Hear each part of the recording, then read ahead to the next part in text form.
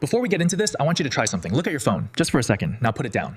That thing in your hand runs on some of the most advanced technology humans have ever built. Billions of dollars, decades of research, entire data centers humming around the clock just to make it work. And in a minute, I'm gonna show you something that might change the way you look at it forever. Because everything that phone is trying to do, your brain already did first. Not a version of it, not something close to it.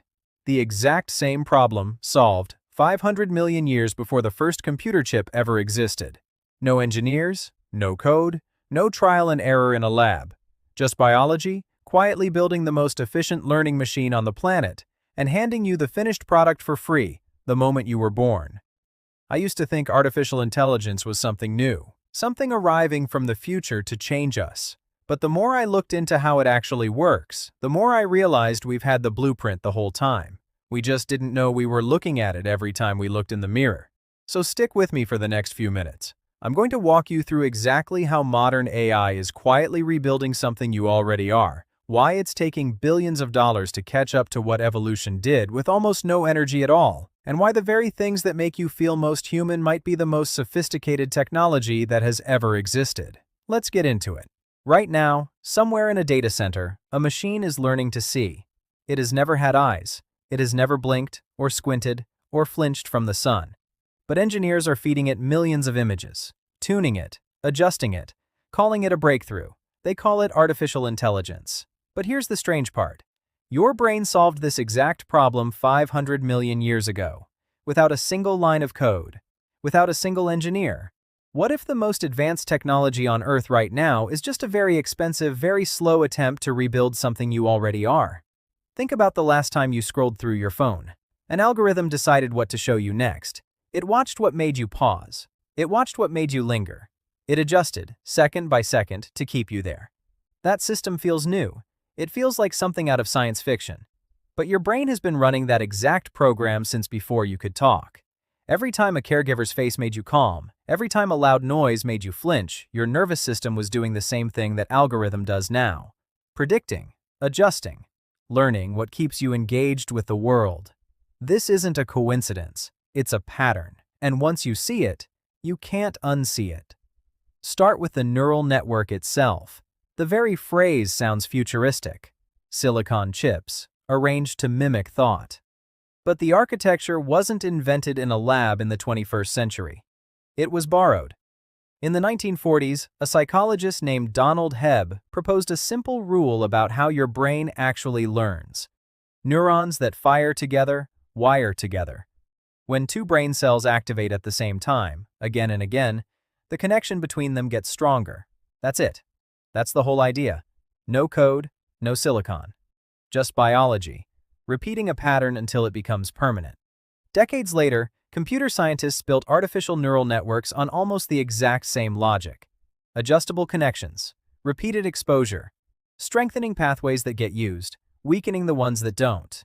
Geoffrey Hinton, one of the researchers most responsible for the deep learning revolution, has said openly that his early work was inspired by trying to model how brain cells actually behave. He wasn't inventing intelligence from nothing. He was reverse engineering something that already existed inside your skull. So here's the question worth sitting with. If your brain already solved the problem of learning from experience, why did it take humanity this long to build a machine that does the same thing? The answer says less about technology and more about you.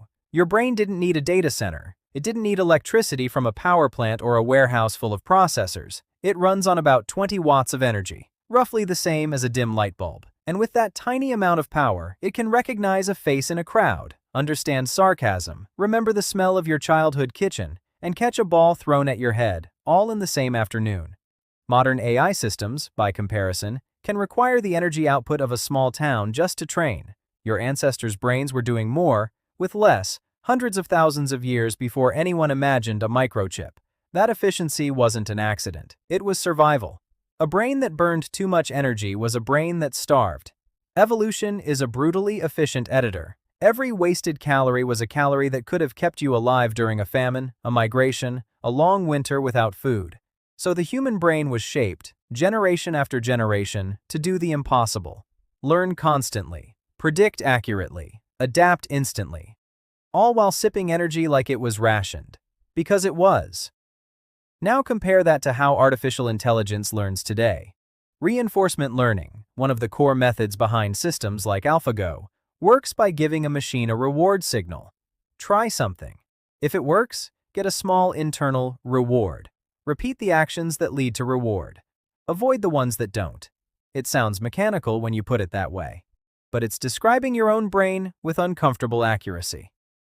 In the 1990s, a neuroscientist named Wolfram Schultz discovered that neurons in a very specific brain region spike when you get an unexpected reward. Not just when you receive something good, but specifically when it surprises you. That signal, dopamine, doesn't just make you feel pleasure. It teaches you. It tells your brain, do that again. Remember what led to this. Schultz's research became one of the most cited findings in neuroscience, and it laid the groundwork for reinforcement learning as engineers use it today. The machine wasn't given a new idea, it was given your idea, translated into math. Here's where it gets strange. AI researchers spent decades trying to build systems that could generalize, take something learned in one context and apply it to a completely new one. It turns out to be one of the hardest problems in the entire field. Machines are brilliant at narrow tasks and surprisingly fragile outside of them. A system trained to identify cats can be fooled by a few altered pixels a human wouldn't even notice. Your brain does not have this problem. You can learn to ride a bicycle at age 7 and, without ever practicing, intuitively understand the physics of balance well enough to ski, skateboard, or catch yourself on ice 30 years later. You can hear one sentence in a new accent and adjust to understand the next 100. This kind of flexible, transferable intelligence took evolution millions of years and countless extinct branches of hominids to refine. It is arguably still the single hardest thing for any AI system to replicate. Why does this matter to you, sitting here right now, watching a screen? Because every time a piece of technology impresses you, it's worth remembering what it's actually trying to imitate.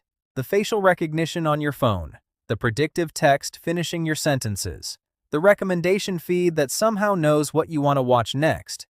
These aren't new forms of intelligence arriving from nowhere.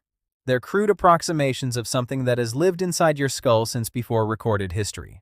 Something built through hunger, danger, birth, death, and about 7 million years of trial and error. There's a deeper twist here too.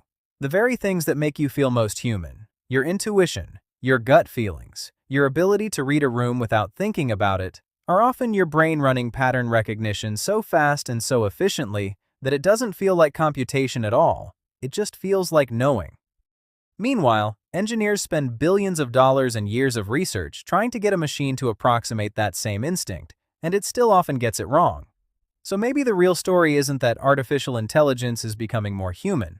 Maybe it's that every advance in AI is just another mirror held up to show you how extraordinary your own mind already is.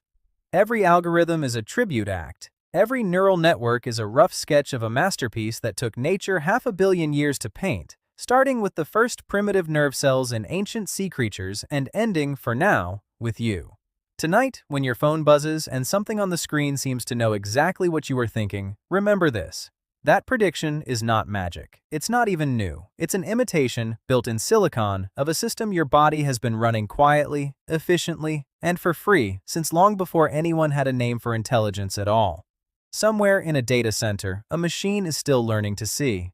You already know how. If this changed the way you think about intelligence, do me a favor. Hit like, it genuinely helps us reach more people who need to hear it. Share it with the one person you know who is obsessed with AI and thinks it's some kind of magic one. And if you want more videos like this, ones that take something that feels futuristic and trace it back to where it actually came from, subscribe and turn on notifications so you don't miss the next one.